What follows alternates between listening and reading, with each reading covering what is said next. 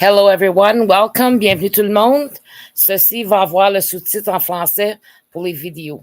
So welcome again everybody, and the reason why you're not seeing me right now is because I'm having a little bit of technical issues at the moment.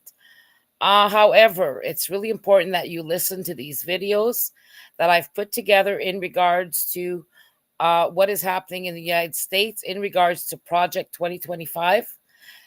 Because when I was listening to or watching the court case for the prorogation the other day, the lawyers kept reiterating how Trudeau does not really have to leave, even if somebody else wins an election, meaning that, he can still stay.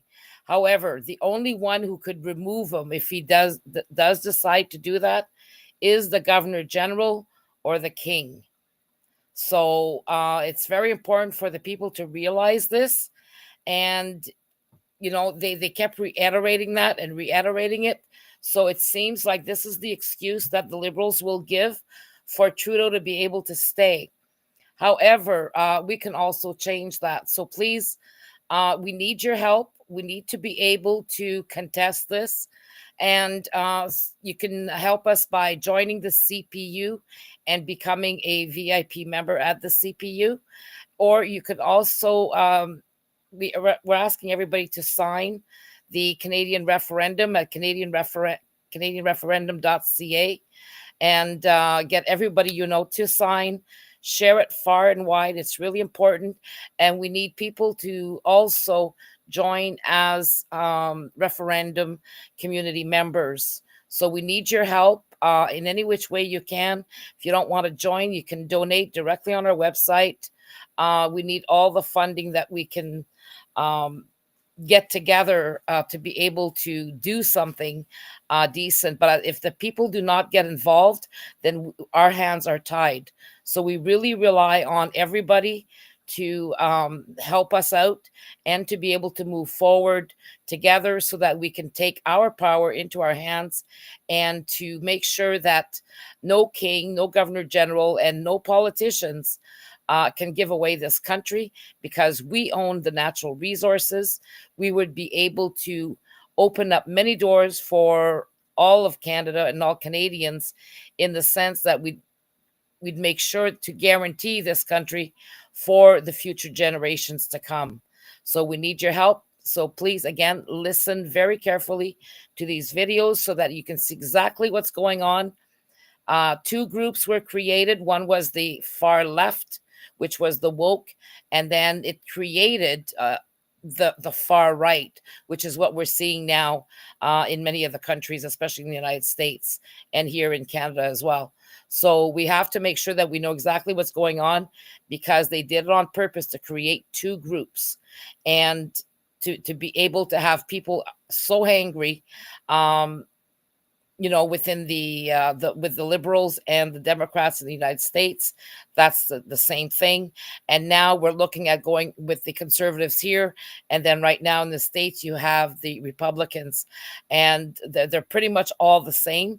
But both sides were created to frustrate people, to create a mass psychosis so that people would become far right, and to be so enamored with Trump that they don't see exactly what's going on, because they're so happy about, no more vaccines, getting rid of the mRNA, getting rid of some of the corruption. Well, we already know that. But the thing is other things are being done that people really need to pay attention to. And if we want to keep our hands on our country, our natural resources, and now not allow any bullies to bring us into that, then you really have to look at who Pierre Poilievre is. You got to really look at what Trudeau has done and who he's been connected to, as well as, Donald Trump making threats of us becoming the 51st state. A lot of this has been pre-planned many years ago. I've been showing some of this stuff to our members. If you're a member and you haven't been to our community, please get yourself in there with your passwords and go and read some of the information. Go watch all the videos. This is for your benefit. So if you don't use that to your benefit, you will have a hard time understanding what's going on and how to truly fix it. And we remain the only viable legal solution to be able to save this country and to make sure that our children will inherit this country in a better position than what we are now. So I'll move on to the video. So again, that's the cpu.ca and canadianreferendum.ca.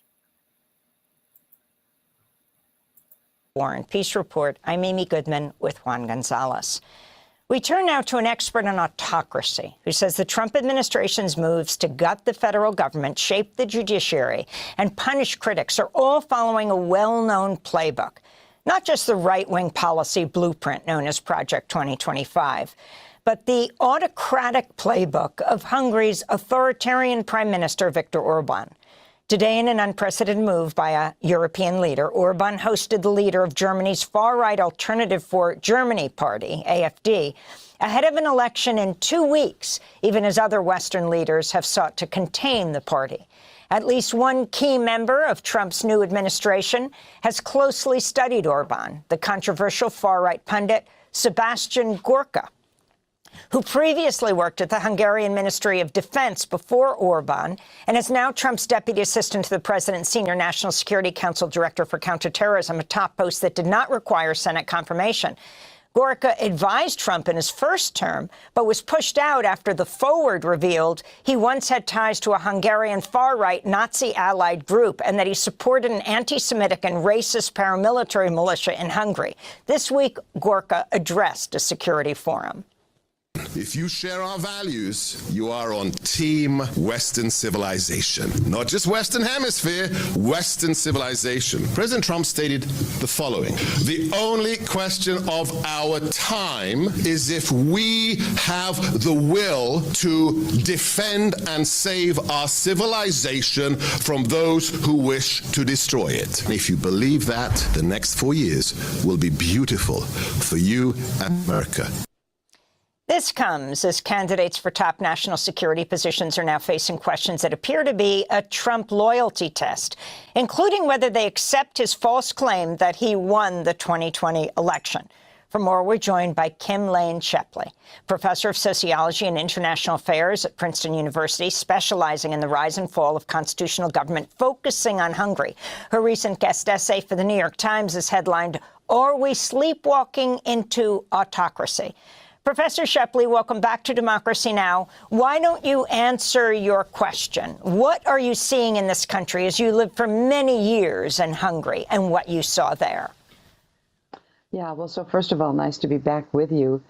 Unfortunately, we're under very difficult circumstances. And so I think it's really important in looking at how democracies fail these days. And the crucial thing to say about Hungary is that it was a robust democracy, sort of top of its class in Eastern Europe in 2010 when Viktor Orban came to power. And by the end of that decade, virtually all of the democracy raters rated it as no longer a democracy. I would say the collapse happened even faster. Really, Orban did almost everything to undermine democracy for Hungary's future just in the first 3 years. So as we're looking at what's happening now in Washington, one of the things we see is this everything, everywhere, all at once attack on all of the pillars of democracy. And that was exactly how Orban did it. Came into power while he'd been out of power for 8 years before he was elected in 2010. He had private law firms, private groups write a blueprint so that when he was, as soon as he took office, he could hit the ground running and just, come out with thousands of pages of laws with all kinds of programs that hit sort of every sector of civil society, of the economy, all at once. And that's exactly what we're seeing here is that kind of playbook. And Professor Shepley, I'm wondering, it's in your studies, is there any essential or qualitative difference between an autocratic government and a fascist government? Does it even, is it even worthwhile to make the distinction? What's your sense? Yeah, well, so I tend not to be very big on labels in this area, in part because as soon as you define what each of these regimes looks like, someone like Orban, who actually does read and actually is pretty knowledgeable, unlike the US president who shall we say, probably hasn't gotten all the way through a book in a long time. Viktor Orban knows what he's doing. And so as soon as you label him something, he will do something that misses, item 4 on what you have to get the label. So I'm a little nervous about the labels. And, fascism, I think, it also means an ideology. What I'm concentrating on when I talk about autocracy is the system of checks and balances that allows for the future rotation of power and that prevents it from being captured by one political faction. Now, governments that are trying to capture all the levers of power can have all kinds of surface ideologies. Now, what we're seeing is that Trump is even echoing a lot of Orban's rhetoric. So if you think Orban's a fascist, you probably think Trump is as well. But for me, the really crucial thing is, are you eliminating checks and balances? Are you eliminating the things that allow future elections to be free and fair? And what we're seeing, I think, as Trump has come to power with this blitz, with this program, this Project 2025 program, written by private actors, while Trump was out of power, is that he's attacking the nerve centers of American government. I think one thing we've missed is that, the first places that Elon Musk went into were the Office of Personnel Management, so controlling the entire federal workforce, the Treasury controlling all of the payments, as well as the budget, in and out of money in and out of government, and then the General Services Administration, which controls all the buildings and the facilities, but also all the IT. So they went first into these nerve centers, and we still don't know exactly what they've done there. But it seems, as people are trying to figure out what they've done, that they didn't just steal data, but they also did things like put spyware on the computers of people at Treasury. So they're monitoring everything that those people are doing. They're building a kind of centralized dashboard that can be, looked at from the White House and allow the president, or Musk, if he's the ex-president, as I think we should call him, to allow the people in the White House to exercise direct control over federal agencies without going through any intermediaries, any Senate-confirmed appointments, or any checks and balances on the system. Now, Orban did that too. He centralized everything in the office of the prime minister. The cabinet secretaries became, if not irrelevant, then certainly not where the action was. And it's that really sudden and extreme concentration of power that I think we have to keep our eye on and be very worried about.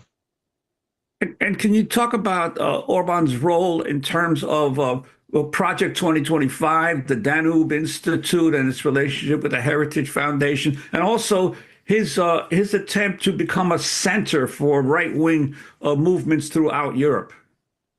Yeah, exactly. So first of all, when Project 2025 came out, I sat down and read it. And the first thing I thought was, this sounds so much like what Orban did. And then it turns out a month later, there was a terrific article in the New Republic that made the connection. So Orban has this English language think tank. It's called the Danube Institute. You can Google it and see what it's up to. And the Danube Institute had entered into a formal agreement with the Heritage Foundation to actually provide consulting on how the Trump people were going to copy what Orban had done. In the meantime, when Orban gives his Hungarian language speeches, one of the things he keeps saying is, we are deep into the Trump administration and, involved in its, central planning. So you put all this together, and it's actually not just that the Trump people are aping Orban from a distance. It's that Orban has actually been involved in the design of Project 2025. Now, this mirrors, what Orban has also done in Europe. So the European elections, the elections to the European Parliament, were held last June, and Orban's Fidesz party spent more money on campaigning for fellow far-right parties in other countries, like not just in Hungary, but in countries all over Europe, than any other single party in Europe. And remember, Hungary is a tiny country, 9.5 million people on the edge of Europe. They're advertising in Germany, they're advertising in France, they're advertising in much bigger countries. And it turns out that this advertising, along with the general, sort of collapse and weaknesses of party systems across Europe, meant that the far right had victories really all over the place. And Orban was able to take those far-right victories and cobble together what has become the third largest political party in the European Parliament. And so that's an incredible political accomplishment. And what you're seeing is that Orban is now sort of riding atop this wave of election victories across Europe and claiming to be, the heart and soul of this new far-right movement. He was president of something called, rotating president of what's called the Council in the last half of 2024. And when he unveiled his presidency, the slogan was, "Make Europe Great Again," which was also the slogan of this far-right gathering that we just saw in Spain as Orban pulled together all these far-right parties. So, Orban's a prime minister of a tiny country on the edge of Europe, but he is now punching far above his weight in trying to consolidate this movement of anti-democratic far-right forces. This is Hungarian Prime Minister Viktor Orban welcoming Donald Trump's inauguration last month.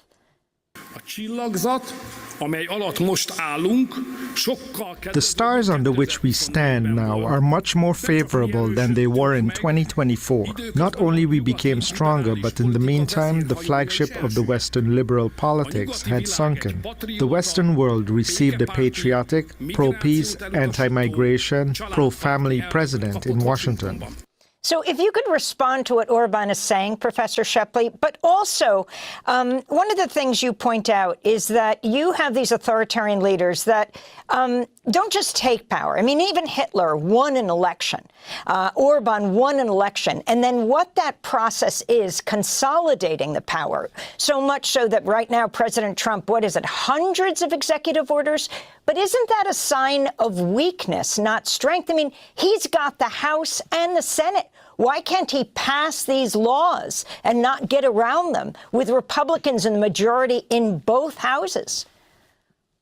Right. So actually, if you remember, in Donald Trump's first term, he had even larger majorities in both houses for the first half of his first term. And even then, he did not move to legislation. So I think part of the reason is that Trump wants to move fast. Orban also wanted to move fast. Orban, in his first year in office, amended the Hungarian constitution 12 times, changing 60 different provisions of the constitution. Orban had a supermajority in his parliament, so he was able to work with them. Trump has got razor-thin majorities now in both houses. Also, amending the U.S. Constitution is beyond the bounds of almost any single political party. So Trump is doing something else, and this is the crucial thing about the autocratic playbook. It doesn't look exactly the same in every country because not the political systems don't look exactly the same. So Trump is trying to break things quickly so that by the time the courts catch up with him, by the time his own party starts to have second thoughts, by the time all of the forces that are checks and balances regroup and figure out how to push back, the thing will be broken. So I think what Trump has learned, and what Orban also, I think, taught him, is that, think of government as an aquarium. If you just stick a blender in it and make fish soup, you're not going to be able to restore the aquarium, even when courts tell you, no, you shouldn't have done it like that. So this is really, break things first, act fast to create facts on the ground. And then when especially the judiciary is slow to catch up with you, you can't do anything. So let me give you one example from Hungary. In order to capture the judiciary, what Orban did was to suddenly lower the judicial retirement age from 70 to 62. And in Hungary, like most European countries, the judiciary is a civil service activity. So you come in as a baby judge, you get promoted through the ranks. The people who are the oldest are also the most senior. So you suddenly lower the retirement age effective like today. All these judges are forced out of office. They then bring a lawsuit saying, we were improperly, illegally fired. A couple of years later, the European courts get around to saying, yes, that shouldn't have happened. This is a violation of European law. By that time, Orban's filled all the positions. He goes back to the court and said, well, do you want us to fire the new judges? At which point, the European Commission, which is enforcing this court decision, says, well, we really don't want you to fire any new judges. Just give the new judges protection so that this can't happen again. Okay? And what that meant, he captured all the courts and got European blessing for it all because he moved first, broke things. And this is what we're seeing. Trump is just creating facts on the ground. He'll destroy agencies before the court tells him you have to restore them. So again, the metaphor is you start as an aquarium, you create the fish soup, and no court can make you go back. We just have 20 seconds, but what about if these federal workers, if the heads of agencies simply refuse to leave, create the constitutional crisis on the other side? The judiciary has to rule, and instead of ruling years later when all these people are gone, they rule now, and the agencies don't get shut down. Yeah, well, a few of the officials who have been fired have tried to make a last stand. Some of the inspectors general did, and the head of the Federal Election Commission did. The problem in Washington is that they can just deactivate your badge at the door. So in Poland, when the judges went back into court after their retirement age was lowered, they could get into the court. But in our government, it's very difficult because the buildings themselves have so much security. But still, I think it's good for people who were in office to say, I'm not leaving until you force me, and just create friction in the system. Slow it down is actually the best defense in circumstances like this. Professor Kim Lane Shepley, want to thank you for being with us, professor of sociology and international affairs at Princeton University, specializing in the rise and fall of constitutional government with a special focus on Hungary. We'll link to your piece in the Times. Are we sleepwalking into autocracy?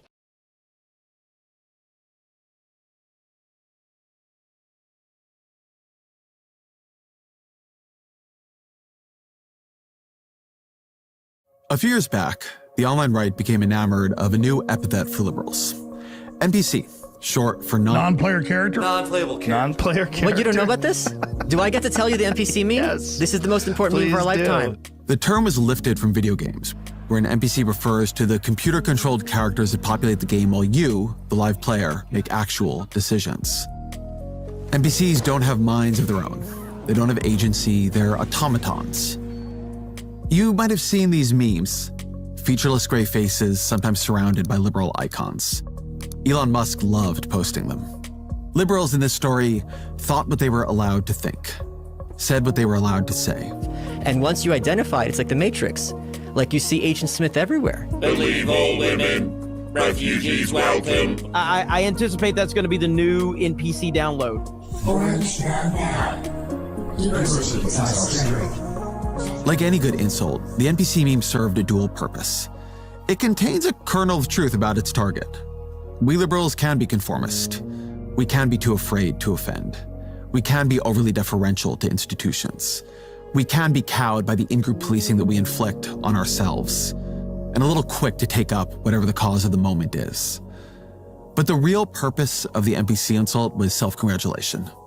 The right was full of live players. You could see it in their willingness to offend. What is a woman? Can you tell me that? I'll say what I want to say, and if the consequence of that is losing money, so be it. Their mistrust of institutions. Are you a conspiracy theorist?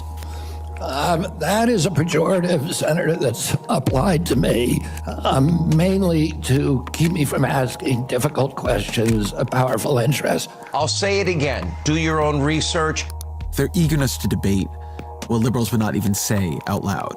It depends on what you mean by equality. To shut up and obey, I just reject that completely. This became part of the Trumpist right's self-definition.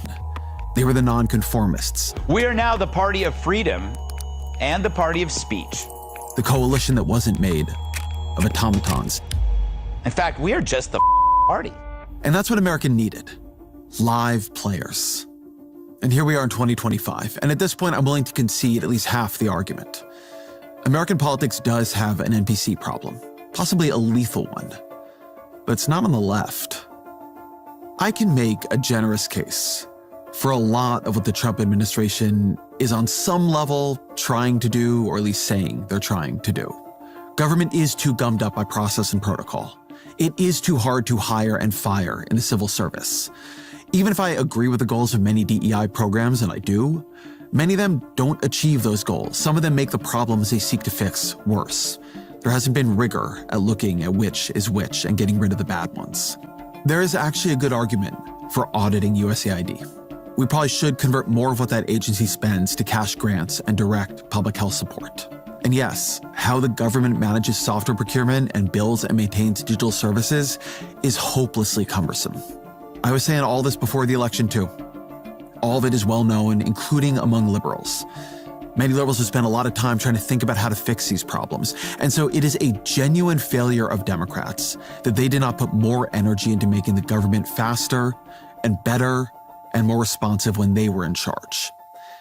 How the hell did the Biden administration pass $42 billion for broadband in 2021? Let us agree, in the 21st century in America, high-speed internet is not a luxury, it is a necessity. And have basically nothing to show for it by November of 2024. That is a Wawa station back there behind me. They recently got $733,000 to build an EV charging station. Unfortunately, all you see right now are gas pumps, though. How did they get $7.5 billion for electric vehicle chargers, but only build a few hundred of them by the end of their term? It seems that everything is going a little slower than anybody thought. Why is it all so slow? Democrats became champions of a government that often didn't work. And that's part of the reason Trump won. Not the only reason, not the biggest reason. It's not as important as the price of eggs. But when people feel the government isn't working, the party promising change beats a party rallying in defense. When Elon Musk says that the election gave Republicans a mandate for reform, he's not totally wrong. You couldn't ask for a stronger mandate from the public. To have a majority of the public voting for President Trump. We've won the House, we won the Senate. The people voted for major government reform. There should be no doubt about that. But look at how Musk justifies that mandate. The proof is that Republicans control the House and the Senate. So why not write some bills? Sure, Republican majorities are narrow, but bipartisanship here, it wasn't out of the question. Democrats were defeated and ready to deal. Their own voters wanted them to deal. A January poll by CBS and YouGov found that 54% of Democrats wanted their congressional representatives to work with the Trump administration. 1 month later, February, and now 65% want all-out opposition. That is a lot of political capital the Trump administration burnt in just 1 month. And for what? I've covered Washington for decades now. There's gray in this beard. If this was about policy, Trump and his team would have gone through Congress. They could have crafted much larger reforms using a wider set of powers, and they wouldn't be facing down the courts in the way they are now. But what they wanted wasn't policy. They didn't want to go line by line through USAID and figure out what worked and what didn't. They didn't want to think through new civil service regulations, balancing ethics and independence and responsiveness. What they wanted was power. What Donald Trump wanted was power. And so they're trying to remake our system of government, not our laws. And they've identified a weak point in the system. And now they're trying to drive a flaming Cybertruck through it. That weak point is Congress. And the reason the Trump administration might succeed in taking Congress's power is that they have turned congressional Republicans into NPCs. The vulnerability in the system here goes way back. In Federalist 51, James Madison set out the challenge he and his colleagues faced in writing the Constitution. He said, "In framing a government which is to be administered by men over men, the great difficulty lies in this. You must first enable the government to control the governed, and in the next place oblige it to control itself." So how does a government control itself? The founders' idea was that it controls itself through internal competition between independent branches, each of which wants to protect its own power. Ambition must be made to counteract ambition, Madison wrote. But one branch was unquestionably designed to be stronger than the others. Congress controls the money. Congress can overturn presidential vetoes. Congress can impeach federal judges, cabinet officers, and the president. Why was Congress made so strong? Because Congress reflects a second, and in some ways the more important and enduring form of fracture the founders imagined. Our political system was designed to fracture power by place. Senators are elected by states. The House is sliced up into geographically bound districts. That ultimately is what members of Congress are supposed to represent: the particular needs of a particular group of voters in a particular place. And so power would be fractured. It can never nationalize into just one force. The framers of the Constitution got a lot right, but they got a lot wrong, and one of the big things they got wrong was visible almost immediately. The founders imagined a political system free of political parties. But for much of American history, their second assumption held. Geography kept American politics fractured. It kept power fractured because it kept America's political parties fractured.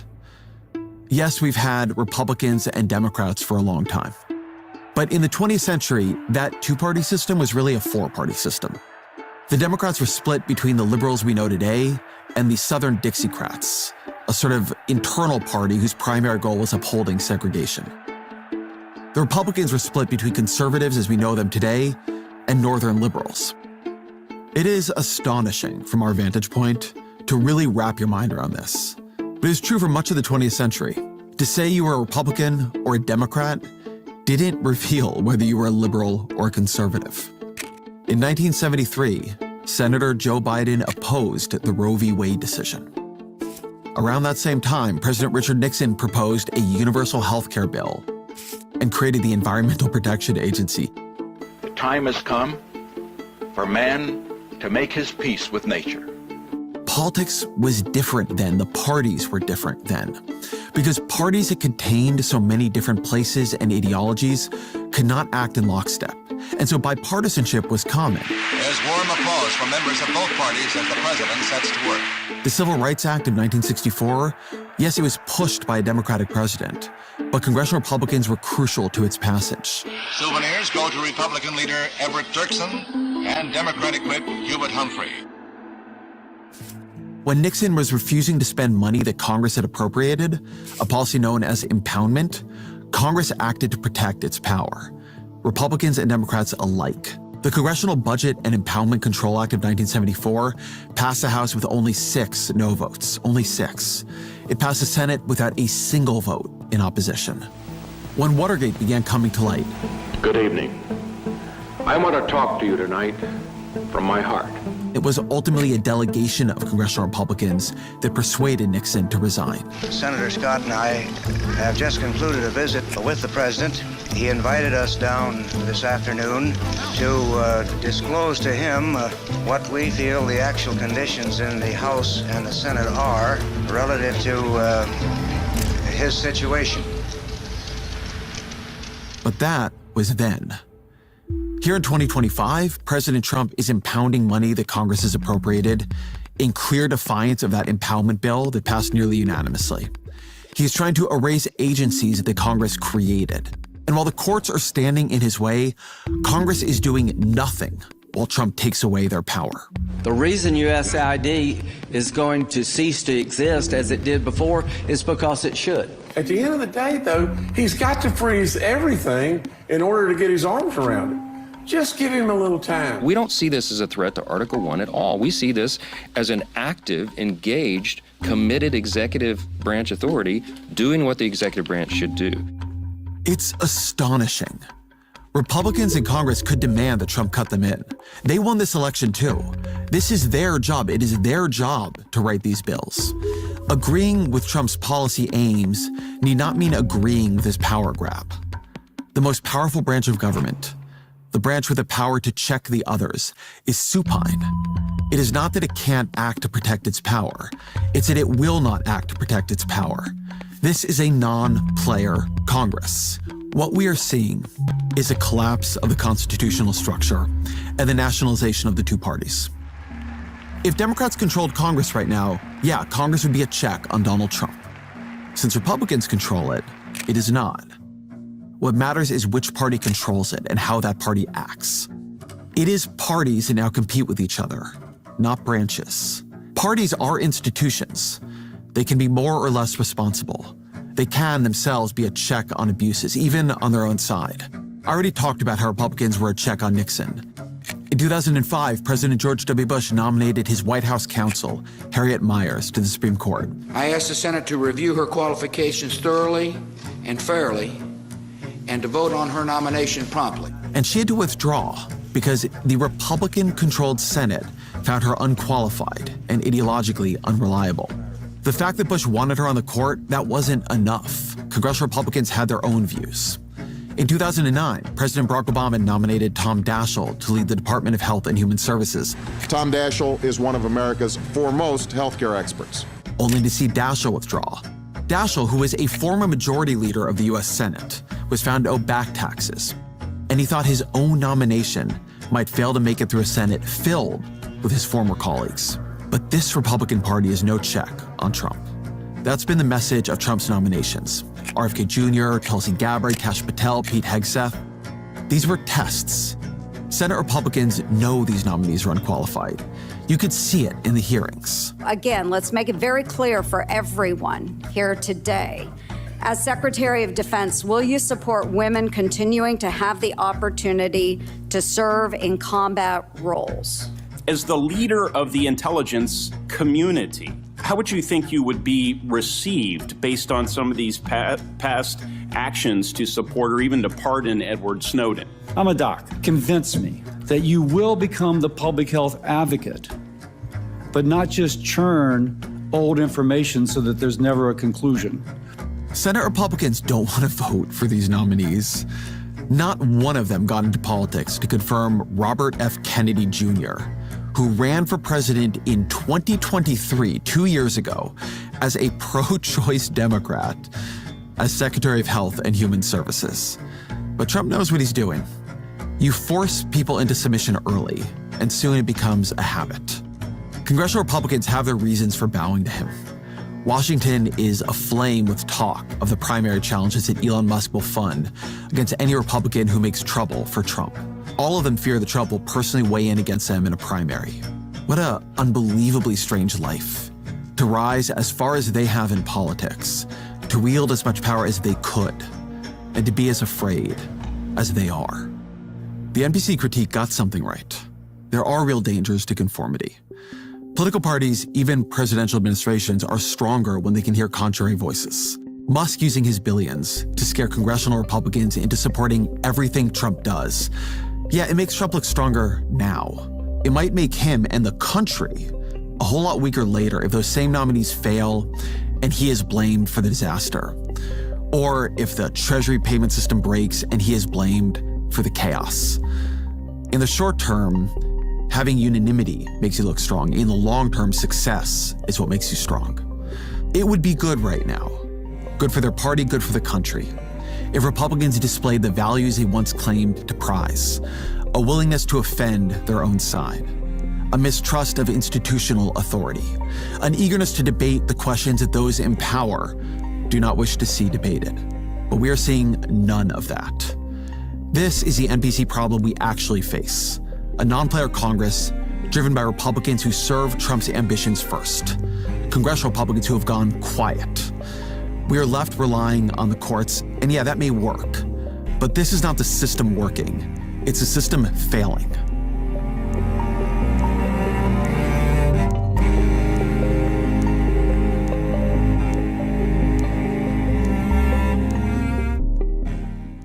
We begin today's show with a new undercover video that shows the co-author of Project 2025 bragging about his ties to Republican presidential candidate Donald Trump, even as Trump is trying to distance himself from the right-wing blueprint for his potential second term. The video features Russell Vought, who is director of the Trump White House Office of Management and Budget. It shows Vought meeting in a five-star Washington, D.C. hotel with two men he thought were relatives of a wealthy conservative donor. But Vought was actually talking to two undercover reporters with the Center for Climate Reporting, an independent British news outlet. They were secretly recording him. In a minute, one of those reporters will join us. But first, this is the video report accompanying their new investigation.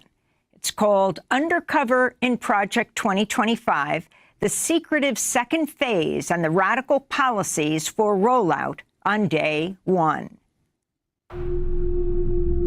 Two undercover reporters posing as donors are about to meet one of the key architects of Project 2025, the radical plan for Trump's second term, in a hotel suite rigged with hidden cameras. Nice to meet you. Would you like coffee or something? I'd love coffee, yeah. Great. Meet Russ Vought. Russell Vogt, the former director of the Office of Management and Budget. He's been called the most dangerous MAGA diehard you've never heard of. I am opposed to the Department of Education because I think it's the Department of Critical Race Theory. The Russ Vogt were comrades in arms. Formerly a cabinet member and chief lieutenant in the first Trump admin, I want to thank Russ for doing an incredible job. he now runs a group called Center for Renewing America. An organization that I helped turn into the Death Star that is accomplishing all the debates that you are reading about. I think you have to rehabilitate Christian nationalism. You have the largest deportation in history, block funding for Planned Parenthood. I want to be the person that crushes the deep state. Vogt is one of the key authors of the blueprint for a second Trump administration. Project 2025. It's an ambitious 920-page blueprint. Like eliminating the Department of Education. The mass firings of civil servants. Banning access to the abortion pill and further restricting abortion rights. In recent weeks, the plans have become so controversial that Trump has been forced to distance himself. They're sort of the opposite of the radical left, okay? You have the radical left and you have the radical right. And they come up with this, I don't know what the hell it is, it's Project 25. Are you ready? I know nothing about Project 25. I haven't seen the document. I don't intend to really see the document. But behind closed doors, Vogt tells us not to take Trump's disavowal seriously. I expect you to hear 10 more times from the rally, the president, distancing himself from the left's boogeyman of Project 2025. Yeah. And you're not worried about that? I'm not worried about it. Okay. He's running against a brand. He is not running against any people. Okay. He is not running against any institutions. It's interesting, he's in fact not even opposing himself to a particular policy. Yeah. He's been at our organization, he's raised money for our organization, he's blessed it from the, I remember walking into our last day in office and told him what I was going to do. So he's very supportive of what we do. Our investigation into Project 2025 began 2 weeks before the meeting with Vogt at a conference for religious nationalists in D.C. The truth is, Christian nationalism is not a threat to American democracy. Christian nationalism founded American democracy. Journalists from the Center for Climate Reporting have come posing as potential donors, looking to meet those involved in Project 2025. They're not hard to find. The Heritage Foundation, the group running the project, are here. So is Vogt's think tank.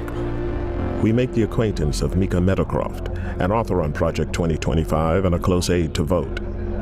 He tells us that Vogt is running the secretive second phase of Project 2025. And the second phase, after the book came out, was to break down actual sort of policy packets and executive orders and agenda items and things like that. That's been supervised largely by us. The first phase of Project 2025 was a 922-page policy book published openly. The second phase is a comprehensive, concrete transition plan for each federal agency. These much more detailed plans are confidential. Yeah. Because obviously you want as little of it to be FOIA-able, if you're familiar with the FOIA process, as possible. Freedom of Information Act, yeah. The Freedom of Information Act allows the public to request government communications. But Meadowcroft reveals they plan to avoid these rules. Yeah, the goal is, familiarize all the transition team people with these plans, but you don't actually, send them to their work emails. Because then, you could just give the handbooks to everyone. Be like, this is the game plan for the admin. Yeah. If the press knows that that's what you're doing, then they're going to immediately just say, I request all of your emails from Heritage. Okay. You worker. I see. So we'll see. Interesting. Meadowcroft offers to set up a meeting with his boss, Russ Vogt. You could put me in touch with somebody who looks after his diary or whatever. Yes, I can put you in touch with his schedule. Yeah. Amazing. So, great. So just tell me when to do that. We want to meet the man writing the game plan for Trump's second administration. Vogt believes that in his first term, Trump's agenda was frustrated by what he calls the deep state. So Vogt is planning a radical centralization of government power under the president, firing civil servants and ending the independence of agencies like the FBI and DOJ. 80% of my time is working on the plans of what's necessary to take control of these bureaucracies. And we are working doggedly on that, whether it's destroying their agency's notion of independence. They're independent from the president. Vogt has also been preparing documents based on fringe legal theories, arguing the president has the power to use the military against protesters. George Floyd obviously was not about race. It was about destabilizing the Trump administration. Right. We put out, for instance, a 50-page paper designed for lawyers to know that the president has, the ability both along the border and elsewhere to maintain law and order with the military, and that's something that it's going to be important for him to remember and his lawyers to affirm. But we've given them the case for that.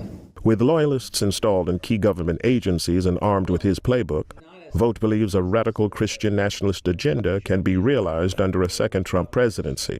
For example, on abortion. So I think the president's actually come up with a strategy that works, so long as you are giving people like me in the government the ability to block funding for Planned Parenthood, block funding for fetal tissue research. What I've told people is he had the most pro-life record ever. I've never seen him take it to stand in the way of a pro-life initiative that actually was real, politically and with momentum. And for Vogt, Trump's pick for vice president shows he's serious about pushing this ideological agenda when in power. So I am very happy with the JD pick. I think it's transformative for sure. And think of him as a member version of what we do. So there's no think tank, no policy organization, no battle plan creator other than us for the worldview that I think Donald Trump has and that JD has. But as public backlash against these plans builds, the Trump campaign has been scrambling to distance themselves from Project 2025's authors. It's complete and utter bullshit for any reporter to write that this is the way it is. The president's made it clear these people do not speak for him. They do not speak for the campaign. But Vogt tells us that behind the scenes, things are much friendlier. The Trump campaign recently picked him to write the Republicans' policy platform, making him essentially Project 2025's man on the inside. I think the best example is like the campaign selected me to be the platform because of their views on my policy ideas, and they're not running from all of the negativity that I get from the press. I see. So they haven't been spooked on you as a person, you don't think? No, I mean, I don't think I'm going to be their transition pick because then they have all these kinds of stories. But no, the relationship is great. The head of the Trump transition team has not yet been appointed, but Vogt says that no matter who is named, he'll be able to hand over his Project 2025 battle plans directly.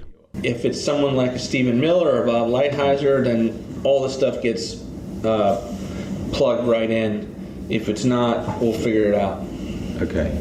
But all of it will be designed for a theory of the case that President, if a battle plan is out there that will do what he wants, there are the people like me that have his trust that will be able to get it to him in whatever position we're at, or I could be at Center for New America, but the relationships will be there, the trust level will be there. Project 2025's Radical Phase 1 policy book turned into a PR disaster. The director of Project 2025 has stepped down after facing criticism from both Democrats and the Trump campaign. But Vogt's Phase 2 battle plans, top secret and handed directly to the transition team, remain unburdened by the brand. And are you going to rebrand that second phase at all? For what I do, the brand's not important. And you're not worried that if it has Project 2025 on, he's going to go no. And you're not going to publish those? No. They go straight to... Yeah, they're very, very close hold. Yeah. Okay. Brilliant. It's been an education. Appreciate it. Thank you for your time. Thank you so much. Anytime. Thank you very much. You can show us that out. Okay. Thank you very much. That's the full video report that accompanies a major new investigation by the Center for Climate Reporting. It's called Undercover in Project 2025, the secretive second phase and the radical policies set for rollout on day one. For more, we're joined by Lawrence Carter, founder and director of the Center for Climate Reporting. He is joining us via audio only from the West Midlands in the UK because he's an undercover journalist and needs to remain anonymous for his work. Welcome to Democracy Now!, Lawrence. If you can start off by talking about the significance of what you found and more on who Vote is and their response. Hi, Abby. Thanks for having me. Yeah, I think for us, the investigation really crystallized around the time that you started to see these big disavowals from the Trump campaign from Project 2025. Previously, it kind of seemed like an unspoken kind of collaboration almost, where Trump went to the Heritage Foundation in the month that they launched Project 2025 and seemed to sort of give it his blessing. Obviously, then it became this huge political issue, very unpopular proposals in the big policy book that they produced. And recently you've seen Trump's campaign managers really, as you saw in the film, really aggressively attacking Project 2025. But our kind of hypothesis was that that was kind of window dressing, and actually the relationships are there. And so we went undercover, and that is kind of was borne out by our investigation, that there's this secretive second phase of Project 2025. Russ Vogt is overseeing a sort of pipeline of 350 detailed blueprints, that's executive orders, secretarial memos, all designed to ensure that this kind of radical agenda that the conservative movement has in the US can be implemented from day one. They want to make sure that the mistakes from the first Trump administration, as they see them, where not much got done, are avoided this time round, and they're really able to sort of upend the way in which the United States is governed. There are some like specifically shocking findings of the investigation in terms of the policy proposals that they were put forward, and these are kind of things that are in the book, but which, when you kind of speak about them in detail, become kind of all the more important from a kind of public interest perspective. And that's largely around the way in which he talked about the mass deportations that they want to carry out, and which is actually in the GOP platform, which the Trump campaign actually asked Mr. Vaught to oversee. So the largest deportation in history, as he calls it, has kind of come from the conservative movement via Project 2025. It is also a key campaign promise of the Trump campaign. And he talked about the deportations, these mass, like millions of people being deported, as a way in which to achieve a goal, which is to end multiculturalism in the United States. We asked him, what's going to happen when there's protests against that, and he said, well, we'd be preparing kind of legal arguments for bringing in the military to quell protests by US citizens. So those are sort of a few of the findings that we thought were most important. But obviously, overall, you've got this kind of quite radical agenda, and then you've got a man who's very much on the inside of Trump world, who is kind of very adept at getting things done, and kind of has said he can get these plans directly into the hands of Donald Trump. And why you, a British news organization, the Center for Climate Reporting, why you're so interested in Project 2025, and why you felt, your team felt it was essential to be undercover as you continue to, even you as head of the organization, not wanting to show your face? We're a global organization. Like, we're registered in the UK, but we've got reporters in New York, Berlin, and London. And this really was part of a project that we've started a few months ago, looking at populist movements around the world. And this investigation actually started by looking at the populist movements in Europe. There's just been some big European elections, and the populist parties in Europe have really kind of come to power and have kind of got much more influence in the European Union at the moment. And so our investigation actually started there. But these are international movements. There's huge transatlantic links. And so the leads that we were following from Europe actually led to Washington, D.C. and Project 2025. And it's at that point that the project has become more focused on Project 2025. Now, in terms of the undercover aspect, undercover's got a very long and respected history, actually, including in the US. You can go back to the golden age of investigative journalism with Nellie Bly, who went undercover at a New York sanatorium to expose brutal conditions there. More recently, Shane Bauer from Mother Jones went undercover at a max security prison to expose the conditions there. Even CNN has done undercover reporting in recent years on a brilliant report on people smuggling in Nigeria. Sometimes it's the only way to get the story, and that was the case here. They're going to great lengths to keep this aspect of Project 2075 secret. You could see from Mika Meadowcroft's comments there that they don't want the American public to see what they're doing. That's why they're they're avoiding work emails, for example, in how they intend to distribute these plans. And so sometimes, you could get a whistleblower maybe, but kind of, in this case, we felt that going undercover was the only way in which we were going to get this story. And so we weighed up the kind of the public interest arguments in favor of doing so with the kind of, the reasonable expectation of privacy that an individual has. And in this case, we felt that there was an overwhelming public interest in going undercover and kind of revealing the way in which a kind of largely dark money funded network of organizations with kind of quite radical plans that are unpopular, if you poll them, are seeking to enact that agenda. And why is a climate organization doing all this? Well, the fossil fuel industry is kind of obviously a major focus of investigative organizations like mine that work on climate. But if you look at actually the sort of key threats to much needed kind of action on climate change, the rise of the populist right around the world is just as important in our view. And so that's was the genesis of this project, is to start kind of looking at those movements and the threat that they pose.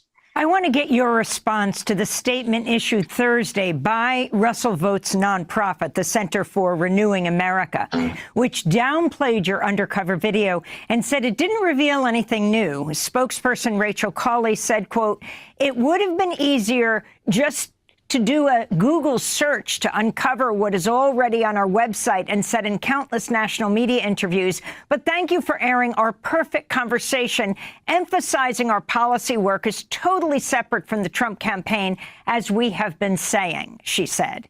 Your response, Lawrence Carter? Yeah, they would say that, wouldn't they?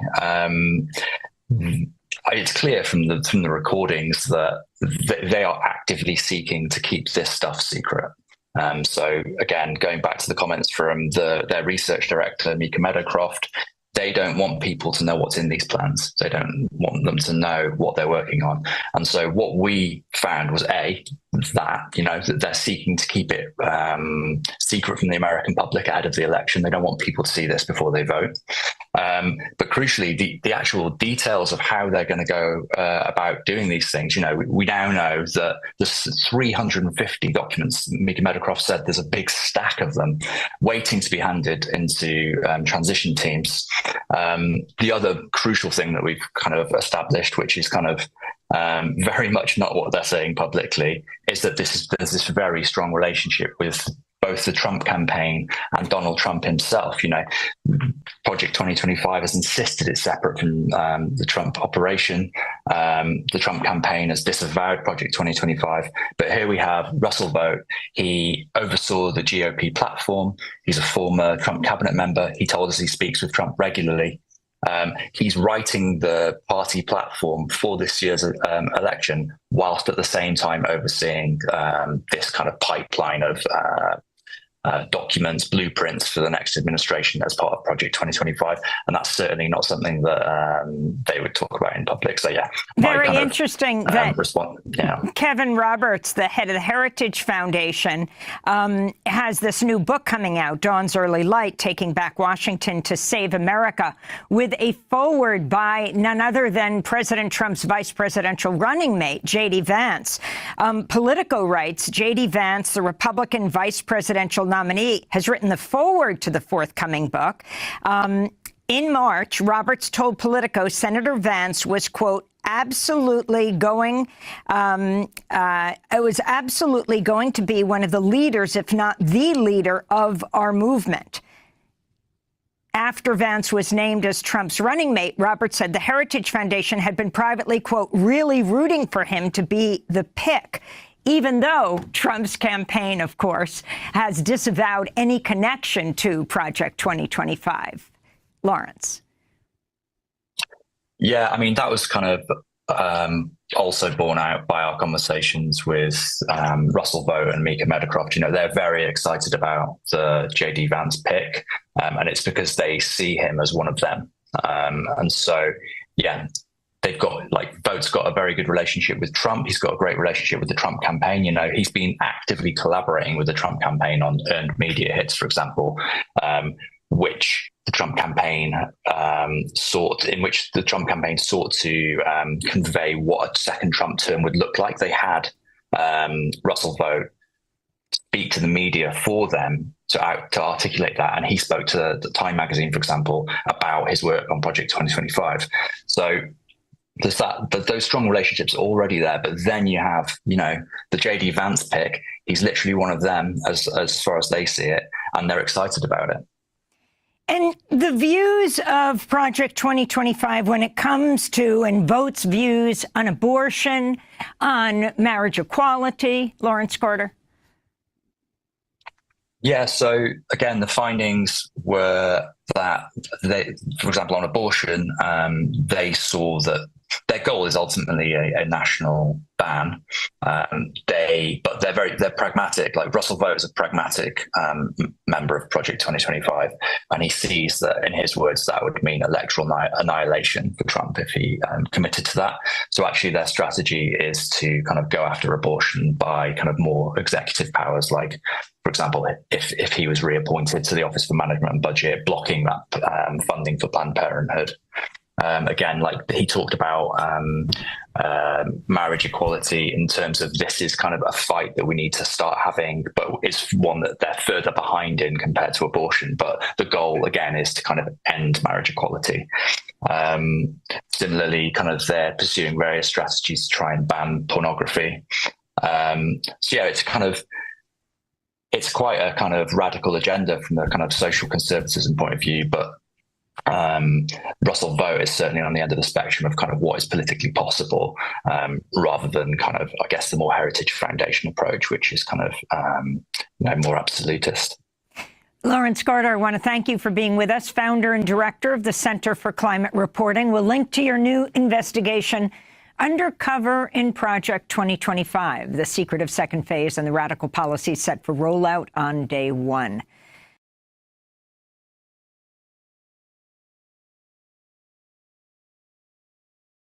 Attention, Canadians.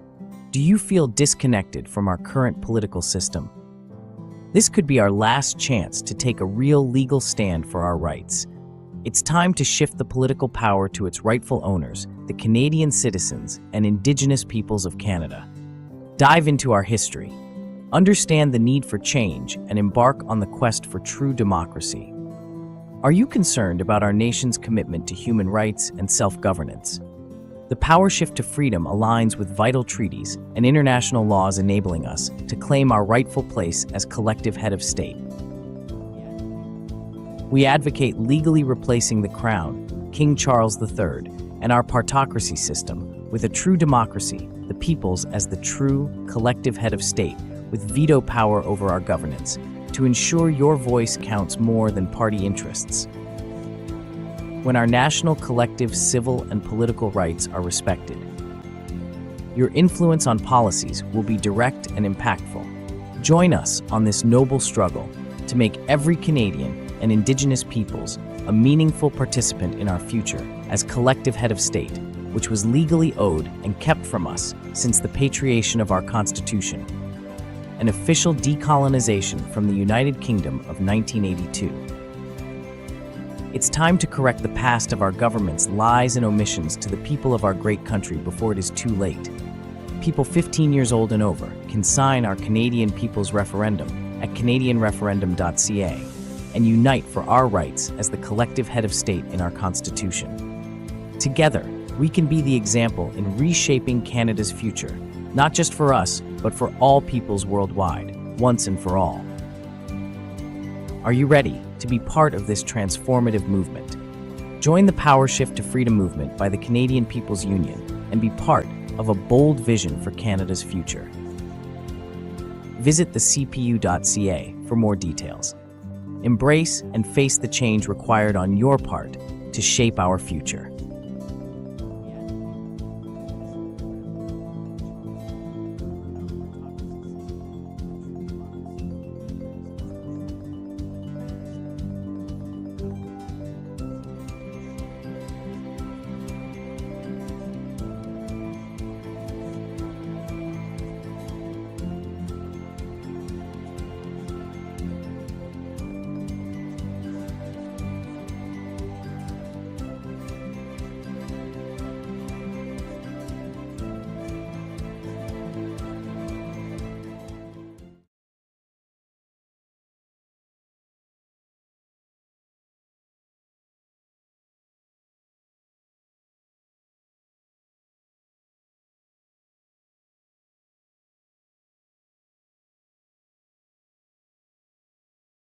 This happened 4 days ago. Of course, he's being asked. China AI stuff. Yeah. So what do you think about DeepSeek and what do you think about ChatGPT? He says, look, I kind of like it. $6 million I hear they build it for, and let's see what happens. I think a little bit of competition is good. Where it's interesting how he dances with this, right? Because that's not a tariff position. No. So it's almost like he is thinking steps ahead on how to use a certain leverage to negotiate both sides. He will lean on allowing, in my mind, using DeepSeek to possibly get the local guys here that have a lot of power, the NVIDIA, the Sam Altman, the ChatGPT folks, to be like, hey, we to do more. It's such a very, very interesting. He said, well, right now there's a lot of people that are participating and wanting to buy TikTok. We got Larry Ellison and Elon, but also Microsoft seems to be in. Too. You saw that. Yeah, this came out yesterday or 2 days Absolutely, ago. 2 days ago, yeah. Very interesting. He was the guy on Huawei and 5G. I remember in the his first CFO's, term. the daughter in Canada, Iran. That's right, Meng. And that was a real problem for the Canadians. Yeah. But at the end of the day, he said big national security problem. So I think it is a mistake to take a read on Trump and say this guy is only tariff man. This guy also is prepared to cut a deal with anybody, right? I mean, one of the biggest things the mainstream media has gotten wrong about Trump is they say he's in Putin's pocket. No, he's not.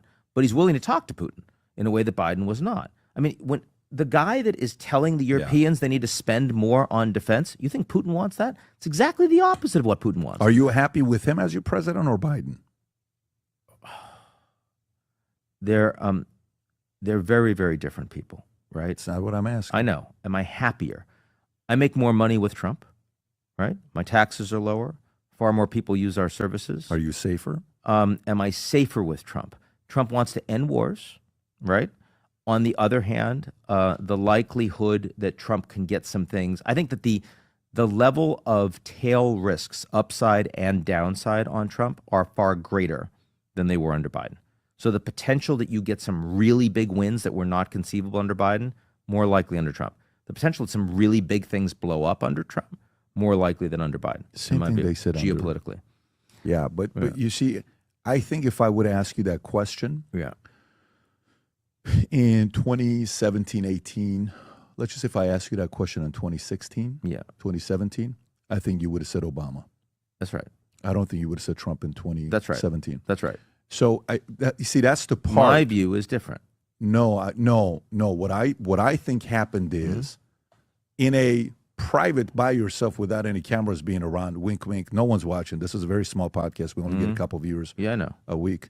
I think people laughing in the background here. Just those are the two people. I got my wife doesn't watch this. So only we got one other person listens to it. I like this. I like the self-deprecation on the pod. But it's where good. I'm going good, with Pat. no, what I'm saying to you is the following. Yeah, is that I think deep down inside, you're kind of happy he's the president, not Biden or Kamala. I don't know if you can say it because I think No. you're going to upset some of your No, friends. no, You will it's be not canceled. that. Dinner will be canceled this week Bullshit. with a couple of your Bullshit. friends. I can say whatever I want. I can. I don't know if you I can. really say, can. I want to protect you. Don't say everything you want to say. No, no, Just, no, no, Ian, no, no, no. I mean, it's consider your career one of the and- very few things that has driven my career is the fact that I have to be able to say what I believe, because otherwise I can't live with myself. I mean, it's why I've never been in politics. I've never been interested. I've been asked by a bunch of folks. Life's better under Trump. You know, I really worry. You can't say it, can you? I can't. I can't say it because I Even though you know it's right. I don't know it's right. I think that there are certain things that Trump has done. Look, we have a ceasefire in Gaza now. That would not have happened under Kamala Harris. I completely accept that. And he was the one that pushed the Israelis. Yeah. And he was the one that through Qatar pushed Hamas. Sure. That got done. Yeah. I think it is more likely that we will get a ceasefire on Russia-Ukraine under Trump than we would have under Kamala. I think that's true. At the same time, as someone who, you asked me right at the beginning, what got me into what I do?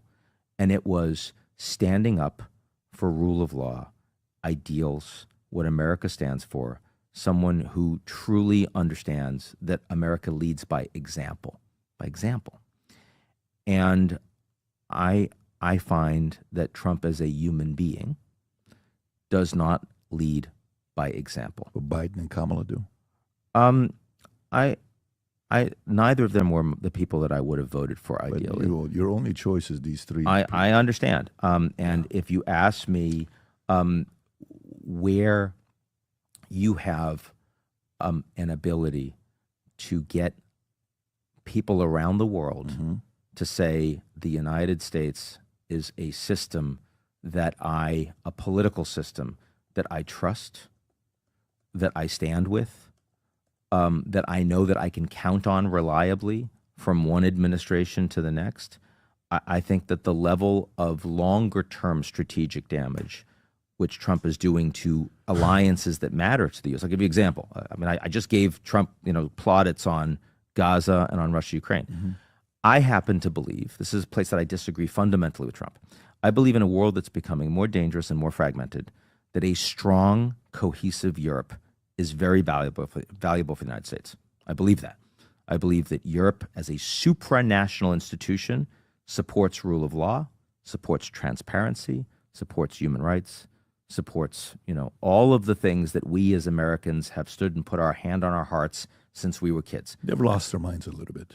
Yes, we have too in the United States in different ways. Have you been to UK to see what UK did? I mean, oh my God, the case study. Let me just make the argument. By the way, UK is not in Europe right now, so Brexit. I fully get it, but look at the case study of what they've done. Everybody else is following suit. Right. Germany, go to different. I think that if the UK were still in Europe, they'd be in much better shape right now. Absolutely. And by the way, over 70% of Brits now agree. They recognize this was a huge mistake, right? So the fact that Trump really believes that Europe should go their separate way and fragment, and he wants to support all of these, irredentist and Eurosceptic movements, I think is bad it's penny wise and pound foolish, quite to use the pun. Long term, it's a problem. Leading by example. If Narendra Modi in India, Prime Minister of India, if he were to get on phone calls and meetings with Gautam Adani, the most powerful oligarch in India, and that Adani was suddenly like part of those conversations and driving policy, even though he has no official position, we'd say that was a banana republic. I really have a problem with the fact that Elon is playing that role right now with Trump. Okay. That bothers me. So how do you keep going? What do you think about that relationship, and do you think it's going to work and last? Of course. Tell me why. I do. Well, one, because Trump is really good at managing relations with people that have a lot more money than him and are very useful to him. That was true. It's true with Steve Schwartzman. It's true with Mohammed bin Salman in Saudi Arabia. And I think Elon is even more useful. And I also think that Elon is very good at keeping his mouth shut when he needs to, like with China. He's never said anything bad about Xi Jinping. He's had lots of reasons to. His business has had its challenges. He's more than happy to go after the SEC. He's more than happy to go after the British Prime Minister. He's more than happy to go after the German Chancellor because they're not going to hurt him. But the Chinese, they can hurt him. So he's very careful. He's very pro-communist party, says great things about them. All the sort of things that Zuckerberg says to Trump in the last few weeks. Trump is far more important to Elon now than Xi Jinping is. Not even close. So I think that the ability of these two men to ensure that they continue to keep that relationship very, very strong is extremely high. And everyone I know that really asks the question about, oh, they're not going to last, those are people that want them not to last. Well, that's not analysis, that's sales. I mean, if you're just telling me what you want, it's not a useful judgment on the conversation. So I have a problem with that. So out of all the good things that you said about Trump has done since he's won, the border is safer.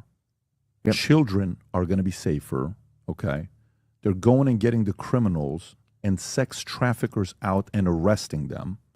That protects kids, right? Business is open. All these folks are publicly saying they're going to put $500 billion, $200 billion, $100 billion, $2 trillion, whatever they're saying, Saudi Arabia. That's a good thing that they're putting money here that benefits the American employees, right? Here. Mm-hmm. Russia, Ukraine. So you said 90% of things he's done better to make your life better as your CEO of the country that you've chosen to live in.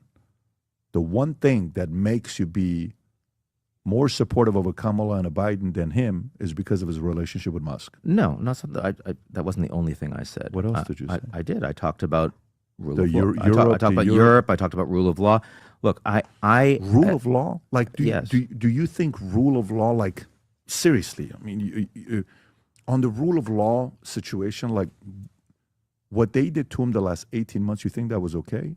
You think they didn't abuse the rule of law against a candidate that's going up against the New York competitor? Cases? I absolutely thought that was abusive, and I said it at the time. They went to Mar-a-Lago.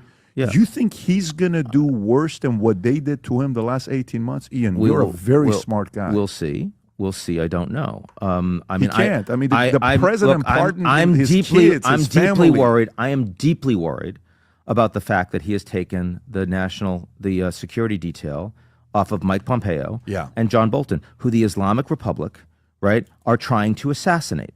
I think that is one of the most irresponsible decisions by a president I have ever seen in my life, honestly. And why is he doing it? Because he wants to show he can? Because they did bad things to him? Because they were inadequately loyal even after they worked for him?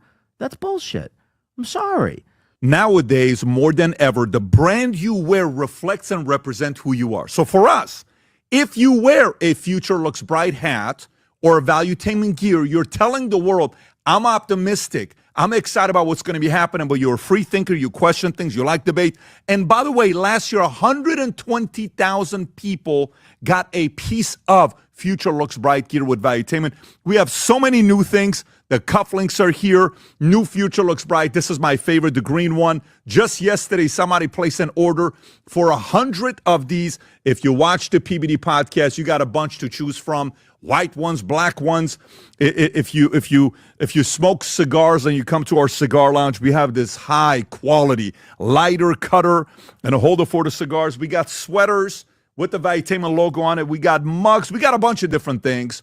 But if you believe the future looks bright, if you follow our content and what we represent with Valuetainment, with PBD Podcast, go to vtmerch.com. And by the way, if you order right now, there's going to be a special VT gift inside just for you. So again, go to vtmerch.com, place your order, tell the world that you believe the future looks bright. If you enjoyed this video, you want to watch more videos like this, click here. And if you want to watch the entire podcast, click here.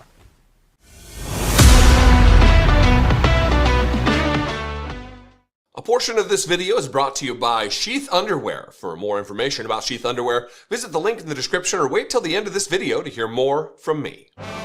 We are currently in a situation where history is just being copy and pasted. Donald Trump is using the rhetoric and the policy objectives of Adolf Hitler from the 1930s, knowing, hoping, banking on the fact that Americans largely don't know European history, or world history for that matter. He said something yesterday in the Oval Office about Canada, just denigrating Justin Trudeau and the nation of Canada, that their prime minister, their elected official through their parliamentary process is the governor. indicating that he still wants Canada to be the 51st state in the country, telling them you're going to have lower taxes while disrespecting their leader. It's remarkable. But the rhyming aspect of this, the copy and pasting aspect of history here, is that he's taken a play right out of Adolf Hitler's playbook. In 1938, for those of you who aren't up on the history of that particular era, of that particular region, it impacted the world. In 1938, Adolf Hitler invaded both Austria and Czechoslovakia. He wanted them to cede Sudetenland to him, and it was all under the guise of, you need protection. I'm going to protect you. You have not English speakers, that would be us with Canada. You have German speakers. The same thing Vladimir Putin has done in Ukraine, that I'm there to protect the Russian speakers and the cultural Russians in Ukraine, even though they live in a sovereign nation. Lots of Ukrainians speak Russian. Anyway, now I'm getting onto that. So that's what Hitler did. Under the guise of protection. That's the element here that is really the copy and paste. We already know Donald Trump is very fond of Adolf Hitler. We know that the people he's put into the most powerful positions within his government on day one, the day right after he was inaugurated, you got Elon Musk throwing up what is certainly not reminiscent of a Nazi salute at all, right? I mean, why would you try to make these connections, Jesse? You're being an alarmist. This is just hyperbole. But if you know me, and you've watched anything I've done over the course of the last several years, I'm tired of giving these fucks the benefit of the doubt. Not only tired of it, I stopped a long time ago because I read the messaging. I see where the rubber hits the road. I understand what their intent is, what their goals are, by watching what they do, what they say, who they are, who they put in power. So it's no surprise. I mean, it is shocking, to say the least, but it's not surprising that this is what's taking place. So I'm going to play this clip for you of Donald Trump in the Oval Office, just copy and pasting remarks from Adolf Hitler, except you can just, rather than him talking about Canada or Czechoslovakia and Austria, he's talking about Canada. It's dangerous. Watch this. Mr. President, how long is the negotiation going with Canada? There was obviously a delay in implementing those tariffs. I spoke to Governor Trudeau on numerous occasions, and we'll see what happens. But it just sets up so good for them. Look, the people would pay much less tax than they're paying right now. They'd have perfect military protection. They don't have any military protection because and you take a look at what's going on out there. You have Russian ships, you have China ships, you have Chinese ships, you have a lot of ships out there, and people are in danger. This is a different world today. It's a different world. They need our protection, yes. Who's threatening Canada other than we, the United States, through Donald Trump? Who? Canada's not a threat. There's no national security threat to Canada. The Russian and the Chinese ships, the China. No, nobody's threatening Canada. We in the United States could be well served if culturally we were more like Canada. Largely decent people. Of course, there's aspects and facets and pockets of assholes in Canada because we're all human beings, and in every group of people, it's not one thing. Nobody's a monolith. Canadians are not monolithically friendly and apologetic, and all the tropes and the stereotypes. Donald Trump is absolutely doing the thing that Adolf Hitler did, and it should be shocking to you. It should be alarming to you. It should be alarming to you if you're a Canadian, certainly. But if you're an American, it should alarm you that our president, grosses me out just to say it, is threatening invasion, a takeover, to make Canada the 51st state because they'll pay less taxes. But what do you get?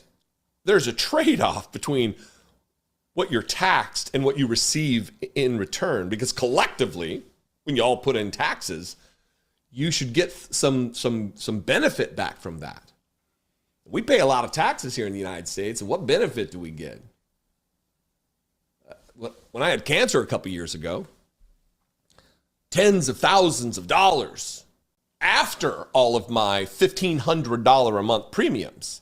$1,500 a month I pay for health insurance. And my treatment wasn't free. But they have a collectivized understanding in Canada about healthcare. Is it perfect? No, of course not. But is it better than what we got? Yeah. Hands down. Point blank. Period. No argument. It's not even debatable. It's better. It's not better for healthcare companies and uber wealthy individuals who are invested in those companies to provide a degraded amount of care so they can make more profit. Yeah, of course not for them. But for everyday Canadians, and it would be great if we could get a system like this, Americans, it would be wonderful. So people don't go bankrupt because they got sick by no fault of their own. Copy and pasting of history right before our eyes. And I wonder how many people are going to be talking about this particular aspect of it. It's not like, look at me, praise me, great. We all need to be keeping an eye on the history. This is why one of the reasons why the Republican Party doesn't want to teach history in this country. They don't want to teach a fulsome understanding of the root causes of fascism and authoritarianism and the wars that we fought. American men died in World War II fighting to kill Nazis, to end the despotic reign of Adolf Hitler. Unfortunately, he killed himself and didn't die at the end of a bayonet of an American or Russian or other allied soldier. Unfortunately, he went out on his own terms and not on ours. Certain things that are copy and pasted are okay, I guess, right? Anyway, what do you think? I'd love to know. You can call the voicemail line 714-576-4054. You can email me. Am I being too radical? daily@dollamore.com. I don't think I am. Follow me on social media. I'm at Dollamore. I'd love to see you there. I'm going to stop before I get in trouble. Subscribe if you haven't subscribed. I'd love to. If you're still here at this point in the video and you haven't subscribed, subscribe. Do me a solid. Get me to 1 million subscribers. And together we can change hearts and minds. I love and appreciate you. I'll see you next time. Be genuine. Take care of one another. I talk nearly every day about how divided we are as a country and the havoc that this division wreaks. But not all divisions are bad, right? As a mathematical concept, for instance, division allows you to split things into equal parts, allowing for equal shares. Division of labor has, for thousands of years, allowed humans to evolve their efficiency and specialization when working on certain tasks. And you can ask any kid to tell you that dinner is far better when the meat is divided from the veg. And what's more annoying than when you're sitting at a cramped table or out in the humid weather than having your meat smashed into your two veg? Is the meat and veg metaphor working here? It's time to divide and conquer with Sheath. Sheath makes the most comfortable boxer briefs I have ever worn. Regular boxers are just too loose and bunchy and not great. And briefs are just a smush fest. Sheath are the solution. Head to sheath.com and use promo code Dollamore to score 20% off. So we're really doing this right now, threatening elected officials with felonies if they don't vote how Donald Trump wants. The GOP is treating democracy like it's a rigged casino system, and they're the ones setting the rules. Guys, legislators in Tennessee just voted to charge any elected representatives in Tennessee who vote against Trump's policies with a Class E felony. A Class E felony. Elected officials who are elected to represent constituents and people who live in Tennessee are now going to be charged with felonies if they disagree with the king. Imagine being so pro-freedom that you start prosecuting lawmakers for voting their conscience. The GOP is out here cosplaying as the democracy police while literally criminalizing democracy. Grandmother, a mother of 5, grandmother of 3, is legally sitting here, not breaking any laws, and I'm being carried out because they don't like seeing my sign that says Jesus was an immigrant and a refugee. Right. I do this on behalf of all the immigrants and refugees who are going to be over-policed in this country. It's horrible what's being done to them. That is the reason I am here. And I stand on their behalf. Or actually, I'm kneeling on their behalf. Yes. I'm kneeling on their behalf right now, as Jesus would do. Yes. We are all children of immigrants. Yes. We are every one of us Yes. a child of immigrants. Yes.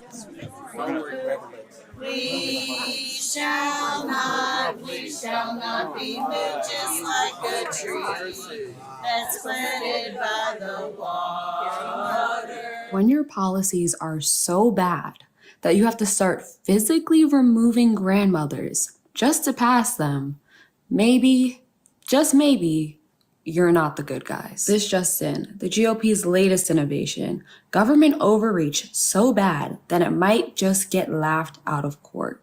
Because hey, why bother writing laws that are constitutional when you can just bulldoze your way through? The Constitution and rip it up, because that's what you're doing. You're creating a very dangerous precedent of attacking the speech and debate clause of the U.S. Constitution. We took an oath just a few weeks ago to vote against any legislation that is injurious to the people and erodes their rights and privileges. You are violating your oath to both the U.S. Constitution and the Tennessee Constitution, and it is shameful what is happening here today. This is serious. We're going after elected officials based on how they vote. Imagine, we've already tried to expel them based on what they say. Now we're going after people for how they vote. This is wrong. It's a violation of everything we stand for. And so we just did the Pledge of Allegiance. That was we might as well just take that down now. Because this is un-American. This is the root of it. When a lawmaker has to remind you that making votes illegal is actually illegal, that's a huge red flag. The GOP is running elections like a bad mobster movie. Vote the right way or else. And the thing is, it's not just in the U.S. Constitution. Our very own Tennessee Constitution has a very similar provision to this that protects legislators. It says individual legislators are immune from any kind of suit, including criminal prosecutions for any act deemed as part of the legislative body's deliberative process. This is from the Tennessee State Constitution. Tennessee courts have repeatedly upheld this precedent. The GOP doesn't even care about following their own state's constitution anymore. They're not making laws, they're playing legal spaghetti. Just throw something at the wall and see what sticks. Are you satisfied, Tom Homan, with the pace of migrant deportations? No, we got to do more. We got to open that aperture up, which we're going to do. It was a great start. The first week was unprecedented. I mean, the illegal crossings on the border one day was like 540. I've never seen that. And I started on Border Patrol in 1984. And we went from 10,000 a day to under 600. So it's great. It's good. But we're not finished. And we need more deportations, a lot more deportations. And that's what we're working on. And if you think this is just a Tennessee problem, think again. This is literally the GOP's playbook. Criminalize opposition, force through unconstitutional policies, and use fear to justify mass deportations. Sound familiar? And if you're surprised that the Republicans are trying to criminalize democracy, then you haven't been paying attention. And the real question is, what are we, the American people, going to do about it? So why are so many people, the freedom-loving Americans right now, seemingly like turning a blind eye to the massive surveillance state in the United States of America, which could be rolled out with all of these sort of tech oligarchs? Remember, all of them were like standing behind President Trump during the inauguration, and we're sort of praising Elon Musk on one hand for all of this uncovering at Doge, but are we turning a blind eye? Are we missing something here? Do we have a massive blind spot when it comes to the technocratic move and a massive surveillance state which could be rolled out in the United States? Derek Brose, investigative journalist, does a fantastic job. He writes at the American Vagabond. He's here, and of course he's been covering this story for years, and we wanted to invite him on. He's got a couple of new articles out right now. Derek, welcome back to the show. Great to see you. Hey guys, thanks for having me on. I appreciate it. Our pleasure. So what's your biggest concern right now as you look at the sort of technocratic landscape in this massive sort of biosurveillance state, which seems to be creeping its way into our lives? Yeah, so over the last 2.5 months, I've written 3 articles at The Last American Vagabond, each of them kind of picking at this story. The first one you alluded to, Clayton, was focused on Elon Musk's contract. It's a $1.8 billion classified contract with a project called Starshield, which is basically the military industrial complex intelligence network side of Starlink. Most people know Starlink is the internet, satellite internet company that allows you to access internet pretty much anywhere in the world. And it's done some great things, helping people in disaster situations, as well as people in very low bandwidth areas.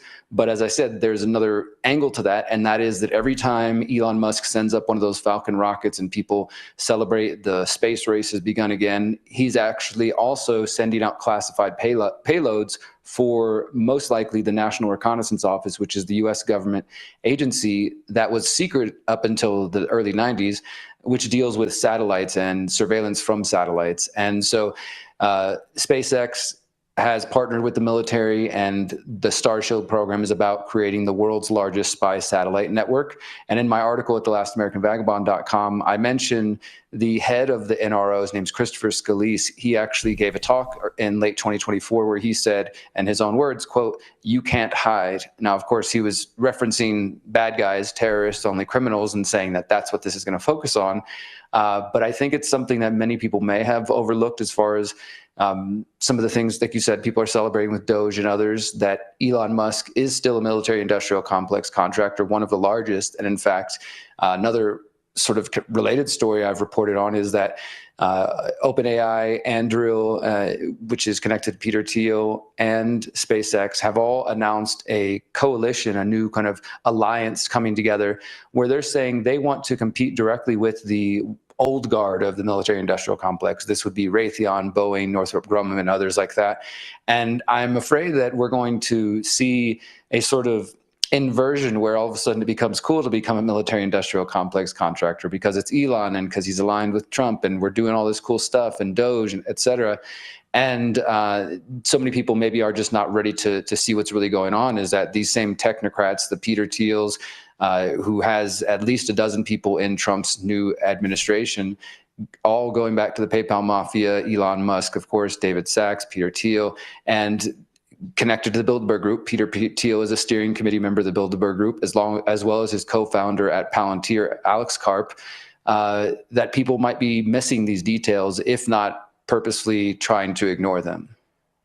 Or is there perhaps this bait and switch where Democrats, which are something you talk about all the time as part of the Uniparty, are saying, well, our data is being looked at by Elon Musk in this sort of paper and pen type of way, but what they're missing and what they may be on board with is a different kind of data surveillance that they're not warning about, because they could raise this legitimate point, but instead they're raising just crap.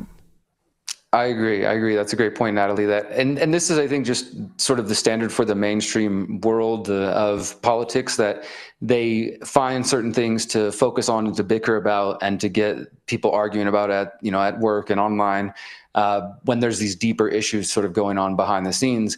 And on the surface level, it would appear as if there is a left-wing or a progressive and now a more conservative-leaning element of the big tech industry of Silicon Valley. So you have people like former CEO of Google, Eric Schmidt, and others who've pretty much always been progressives, donating to them, and they supported Kamala Harris. And you have now more conservative-leaning big tech bros supporting Trump, obviously. And this really came about in the last year when many of them held a fundraiser at David Sachs' home in June 2024 in San Francisco. And this is where actually, according to several reports, that Elon Musk and several people in that circle told Donald Trump that J.D. Vance should be his vice presidential candidate. And of course, J.D. Vance is one of these acolytes of Peter Thiel, who was largely funded and won his Senate race because of Peter Thiel's money, and who has said that when he heard Peter Thiel speak at Yale, that was like a big inspirational moment for him.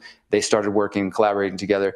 But nevertheless, on this surface, it appears there's this progressive and more conservative leaning. So that's one angle people could take. But I think if you peel back a layer, you actually realize, oh, well, although Google's Eric Schmidt is supporting Kamala Harris, he's actually a steering committee member of the Bilderberg Group, as well as Peter Thiel. So you have one steering committee member of the Bilderberg Group supporting Trump, one member supporting Harris in the 2024 election. And when it's all said and done, though, they're both sort of aiming in the same direction. I think that's really what people should take note of as well. I mean, we had the Stargate project announcement. I know you guys reported on that. And for those who missed it, I mean, I wrote an article about that as well. You can look more into Larry Ellison, look more into Sam Altman, and what these people are about. These are the men sitting shoulder to shoulder with Donald Trump as they announce AI mRNA cancer vaccines that are allegedly going to solve cancer. But you go back to Larry Ellison's January 2002 opinion piece for the New York Times, written just months after 9/11, and he was calling for a complete surveillance state, calling for biometrics, calling for a national ID card, a digital ID card, in the very, this is 20 years ago and we're pretty close now, but he's been advocating for these ideas for some time, and more recently speaking about the use of AI and facial recognition to keep citizens on their best behavior. And so these are the people that he's, of course, the head of Oracle, and Sam Altman over at OpenAI right now under investigation for their whistleblower allegedly having killed himself, despite signs to the contrary of that. And these are the kind of people that are partnering with Trump to the tune of $500 billion for this new Stargate project. And in addition to what I mentioned, that there's at least a dozen Peter Thiel acolytes in the current Trump administration. I know you guys had Whitney Webb, and she spoke about Jim O'Neill at the HHS, but that's really just one piece of it. I touched on J.D. Vance. There's obviously David Sachs, who's going back to the PayPal mafia. He was the crypto and AI czar. You got Howard Lutnick and the Commerce Secretary. He is connected to Peter Thiel as well as funding Rumble and Cantor Fitzgerald. He was also a neighbor of Jeffrey Epstein at one point.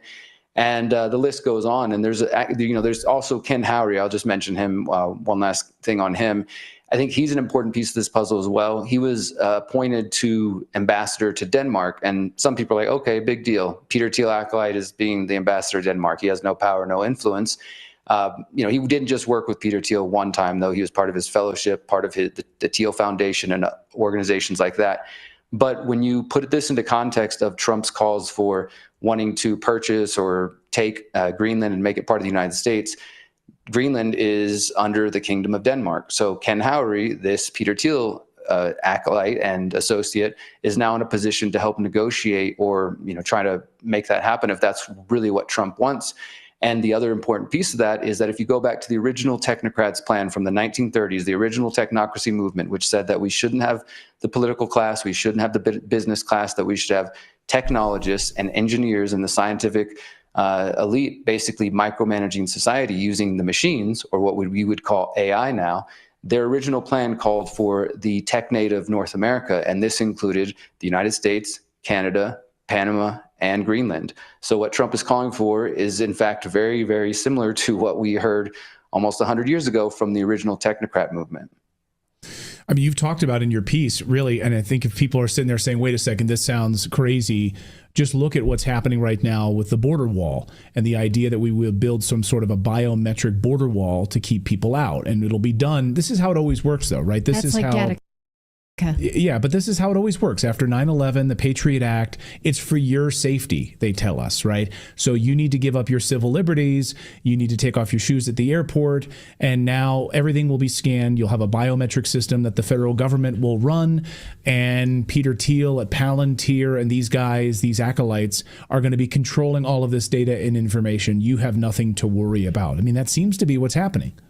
Yeah, and I was listening to the show earlier, guys, and obviously I think anybody here in this audience knows that there is and has been a border issue for some time. So I don't want to discount that in any way. And I'm not, someone who advocates for just open borders and the policies we've had. But I think, unfortunately, we're in a situation where this predator class, they often set up situations like this where we're in the rock and a hard place. So if we do nothing and just let our bleeding hearts lead the way, well, then we end up with the country being flooded with people who have ill intent and who are not here to do good things. And at the same time, the solution that's being presented is, as you touched on, Clayton, as I mentioned in my article, this biometric or virtual wall, which is being funded by Peter Thiel's companies and others. And it was something that's not just Trump. This was going going on during the Biden administration as well. And the discussion of this also went back to the Obama administration. Trump himself has already said there's going to be a biometric entry and exit process. This discussion about fixing the border crisis, or let's say solving voting, is unfortunately going to play right into the hands of the people who want to promote digital IDs, who want to promote facial recognition everywhere and AI, and it's going to be sold as the way to secure the elections, the way to secure the border, to keep us safe. And that doesn't mean we shouldn't act or do anything in any way, but I do think we ought to be careful in the solutions that are being put in front of us and making sure we're not actually cheering for and celebrating our own enslavement. Well, you know, even if you want to say this sounds crazy, you can then refer to J.D. Vance's speech today in France at an AI conference where he said that America is open for business with EU leaders to create AI, and they need to build trust in order to share this data. So that validates what you just said. And it sounds a lot to me like globalism 2.0. It's a revamp of globalism. Just run by technocrats. Yeah. I definitely do worry that that's the case, and I do encourage people, just for anybody who is interested in diving deeper into this, you can download my book for free. It's called How to Opt Out of the Technocratic State at theconsciousresistance.com/how-to. And I did want to mention just briefly, guys, because y'all have had me on in the past to talk about the Pyramid of Power documentary series, and I know there was discussion about U.S. aid and the non-NGOs and the role that they play. If that's new to anybody who's just sort of learning about this through the recent U.S. aid information we're getting, there is, I think it's chapter 12 of the Pyramid of Power is about the foundations and the original investigations going back to the 40s, which old school researcher, historian G. Edward Griffin was really the first person to, and the only person at the time to report on back in the 50s, where they discovered the influence of the Ford Foundation and many of these other NGOs and nonprofits. And it's sometimes known as the nonprofit industrial complex as well. So if anybody wants to dive deeper into the history of that, you can find that at thepyramidofpower.net. Yeah, someone in the chat said, yeah, this is weird. Yeah, it is weird. Because once you start peeling the onion back, as we've been doing here on the show for many, many years, and as Derek has been doing in his great reporting for many, many, many years, you realize how deep and dark this stuff actually is. So that's why we need to hold them accountable. And I think just not sitting there with rose-colored glasses. Yeah. It's great what we're uncovering with Doge. Oh, but we're also going to be biometrically scanned every time we go anywhere, and the government or these technocrats are going to run a database of our information. We hated that under the pandemic in the Biden administration, and then like it. Right. That's what pisses me off. I think that's really what pisses me off from a lot of conservatives right now, who I don't know. They're just kind of quiet on this. They're just totally quiet on this particular issue. Well, that's what's called the woke right. Right? Is like they're pissed off during the pandemic. Yeah. And now they're quiet. Except for when it's their team. When it's their team, it's okay. Yeah, I think that speaks to the importance of consistency. And just anybody out there, don't be in a cult, whether that's a Trump cult, a Harris cult, Biden, Obama, or anybody. Follow the truth where it leads. I think this is something more of us need to remember, that this isn't team sport politics, that we cheer it on when it's our side and we condemn it when it's the other side. Unfortunately, I think things are a bit deeper than that. And I hope more people will continue to have that skepticism. My feeling has been that in these initial few weeks of the Trump administration, there will be some easy wins. Some things that I've celebrated, like the freeing of Ross Ulbricht. Obviously, if the JFK files reveal more things, I'll celebrate all those things. But I worry that while those sort of easy wins, which really honestly don't require a lot of political capital or effort from Trump or his team, that in the background, Stargate's being built, the Starshield program's being built, Peter Thiel's acolytes are getting into their place, calls for Greenland, things that mimic the original technocracy movement are moving into action. And so I hope that people will stay skeptical. Exactly right. Stay skeptical. We need a new shirt that says that. Stay skeptical, my friends. Constant vigilance. Was the Thomas Jefferson quote, right? The price of freedom is constant vigilance. So you can't just pick a side and be like, I'm over here. I'm good with everything over here. So we know Derek Bros, he has no sides, only the truth. So he's one of the best investigative journalists out there. Make sure you follow him on X. Can we put his super up there one more time? Because I don't know it offhand. Derek Bros, there it is. D Bros live free. All right. Derek, great to see you. Thanks, Derek. Great to see you as always.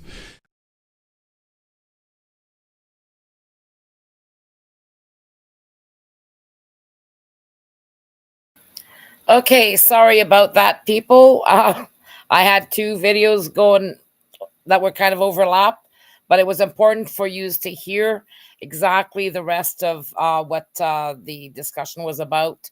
in regards to AI and what the tech bros are doing in the United States.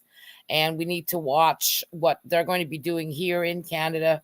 As Trudeau was saying, he wanted to be ahead of AI and, make sure that we were ahead of everything, pretty much like the United States. So we're going to have to be vigilant as well, because although I do agree with some of the stuff that Trump has done, there's a lot of other stuff that I'm seeing happening that is very scary. And we have to make sure that this doesn't happen here in Canada because, again, as I said earlier, the Trump administration is trying to fight tooth and nail to be able to prove that Donald Trump is above, as the president, is above the Constitution, which it is not. But this is why they decided not to go ahead with just passing bills the normal way without frustrating anybody. And their bills would have passed most likely as long as it doesn't go against the Constitution. But anyways, they chose to do a different route, which was to test the courts and where they can break the court system and to prove that he would be above all of the courts and his word would be the last word. The same thing is happening with Justin Trudeau here, from what we've seen in the court case in regards to prorogation. I don't know how many times the lawyers kept repeating the fact that, technically true, because this is political, the courts cannot adjudicate on this and on the prorogation, and that if Trudeau wanted to stay in power, even if there was an election and somebody else would win, let's say Poilievre or somebody else, he didn't have to remove himself from being the prime minister. The only one who could actually remove him would be the governor general. That would be her job, or the king. So in the United States, they don't have that. It's the Constitution. And that's when they do their oath in the United States, it's to the Constitution and not to the president. The president is underneath the Constitution, as well as with the separation of powers. And this is what they've been neglecting in the United States. And we've got to make sure that here in Canada that, we make sure that they don't start to destroy our rights, because again, or the Constitution and our human rights. And this is what they're trying to do, not just internally in our countries, but also at the international level. Now, the international level is right now is being challenged by Trump and Netanyahu in regards to the international criminal courts, who have a warrant out for the arrest of Netanyahu for crimes against humanity. And then that would Canada would follow in with that once he's charged, because Canada has helped Israel, and Canada is being charged right now through our courts or in regards to human rights abuses by helping Israel. So today, there's actually everything that Trump has done to try and bring peace is blowing up in his face, because now there's more aggression happening between Russia and Ukraine. Because Ukraine said that they're not going to do anything with the United States, or they want to make sure that they're at the table with Russia, but at the same time, Russia fired more missiles. So and then the Ukraine, Zelensky recommended that they create another military apart from NATO for the European Union. So they're looking at more military forces. So that war isn't going to end anytime soon, unless there's a miracle that happens. But today, Netanyahu declared war against Iran and Hamas. And because of what Trump said in regards to removing all of the people out of Palestine and creating a kind of, their Riviera with the Palestinian people's land, the 7 countries, the Arab countries, turned around and said, no, they're not taking in Palestinians, and they will not settle until there's a two-state solution. And if if Netanyahu and Trump persist, then they will attack. So because of what Netanyahu did today, they're saying that they will, if Netanyahu acts on anything, that they will take over Tel Aviv inside one day. So it looks like the 7 countries are going to be defending Iran, or the 6 countries defending Iran and Hamas against Israel and the United States. So that's where it stands today. It's a lot. It's just crazy. And, you know, the EU has been insulted by the remarks of Peter Hegseth and JD Vance. They're also disgusted with what Elon Musk said to the Arab community. So anyways, it's not a good time, but we need to stay vigilant here in Canada. We need to make sure that we watch what Trudeau is doing, and the Conservatives, because the Conservatives are in bed with Netanyahu, especially Stephen Harper, and with the United States. So we're going to get dragged down into anything that they are doing. So again, we have to watch, because none of the political parties are for the people. They are for themselves, even though they pretend to be for the people. And this is why it's important to sign your Canadian referendum, to send it to everybody, because it's up to the people now. And this is what they were saying about the United States. With all the laws that are being broken or trying to be trampled on by Trump and Elon Musk not doing things, thousands, tens of thousands of people being fired from their jobs. Yesterday, Trump actually, they fired the wrong crew. They fired the people who actually work to monitor the missiles and all of the military apparatus, especially the nukes. And today they had to scramble to try and hire them back. So they had given them their papers, their walking papers. So what Elon Musk and his little crew of young pups are doing is really atrocious. It's sickening. And even with firing the people from the IRS now, with missing a whole bunch of people to do the work that they're supposed to be doing, you know, for when people file their taxes and get their reimbursements and whatnot, there won't be anybody in the offices. So they're really trashing the United States. It's sick to see what is happening, and they're doing it all wrong. There's certain ways you need to do things, and at least they should have respected that, and they did not. And what they're doing is a complete globalization. They're finalizing the globalization. And if people are too caught up into the Trump cult, they're going to fail to see what's going on. So in the end, it's going to be up to the people on both sides. And right now, we're ahead of the game, but we need the rest of Canadians to help us in any which way they can, and to get educated at the same time. That's why we created a community, referendum community, that you can join for the year for $25, or you can become a VIP member and get into the really heavy duty stuff inside the CPU in regards to the laws and everything else. So we've got tons of stuff for people to see. But you need to get educated, and without an educated populace, we're going to lose this country. And it's coming sooner than later.